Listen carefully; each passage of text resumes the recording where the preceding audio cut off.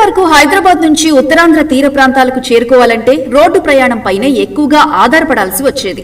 హైదరాబాద్ నుంచి భోగాపురం బీచ్ ప్రాంతానికి రోడ్డు మార్గంలో దూరం సుమారు 600 కిలోమీటర్ల వరకు ఉంటుంది.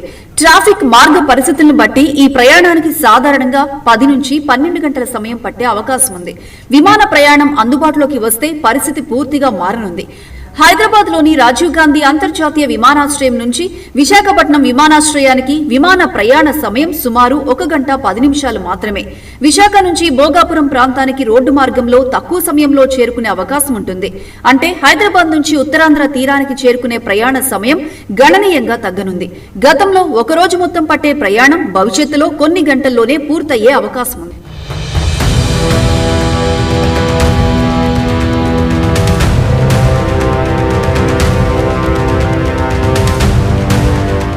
భోగాపురం అంతర్జాతీయ విమానాశ్రయం కేవలం రవాణా సౌకర్యం మాత్రమే కాకుండా తీర ప్రాంత పర్యాటకానికి కీలక మలుపుగా మారే అవకాశం ఉంది. హైదరాబాద్ వంటి నగరాల నుంచి వారాంతపు పర్యటనలకు వచ్చే పర్యాటకులకు ఉత్తరాంధ్ర బీచ్లు మరింత చేరువ కానున్నాయి. విశాఖపట్నం, భీమిలి, భోగాపురం, విజయనగరం పరిసర ప్రాంతాల్లో హోటళ్లు, రిసార్ట్లు, వినోద కేంద్రాలు, ఆహార రంగం, స్థానిక వ్యాపారాలకు ఊతం లభించే అవకాశం ఉంది. విమానాశ్రయానికి అనుసంధానంగా రహదారులు, వాణిజ్య కేంద్రాలు, లాజిస్టిక్స్, ఐటీ సర్వీస్ రంగాల అభివృద్ధికి అవకాశాలు పెరుగుతాయని అంచనా. హైదరాబాద్ వంటి ఆర్థిక కేంద్రంతో మెరుగైన విమాన అనుసంధానం ఏర్పడితే బిజినెస్ డీలింగ్స్ కూడా సులభతరం అవుతాయని అంచనా వేస్తున్నారు.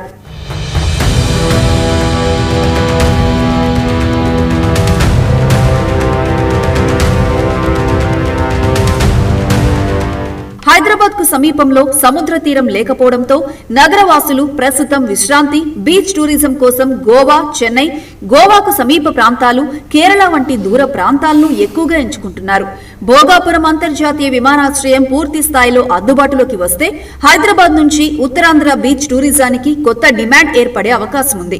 వారాంతపు సెలవుల్లో కుటుంబాలు, యువత, కార్పొరేట్ గ్రూపులు తక్కువ సమయంలో తీర ప్రాంతాలకు వెళ్లేందుకు ఇది అనుకూలంగా మారవచ్చు. భోగాపురం ఎయిర్పోర్ట్ రాకతో ఉత్తరాంధ్రను హైదరాబాద్ మార్కెట్ కు మరింత చేరువ చేసే అవకాశం ఉంది. అధిక ఖర్చుతో కూడిన దీర్ఘ ప్రయాణాలకు బదులుగా తక్కువ సమయంలో సముద్ర తీర అనుభూతిని పొందే గమ్యస్థానంగా ఉత్తరాంధ్ర ఎదగవచ్చు.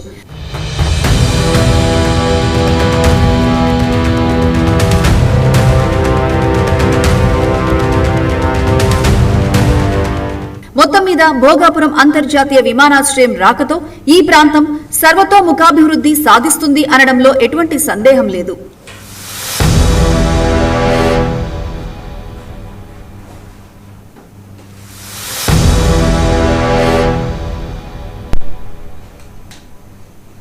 ఇప్పుడు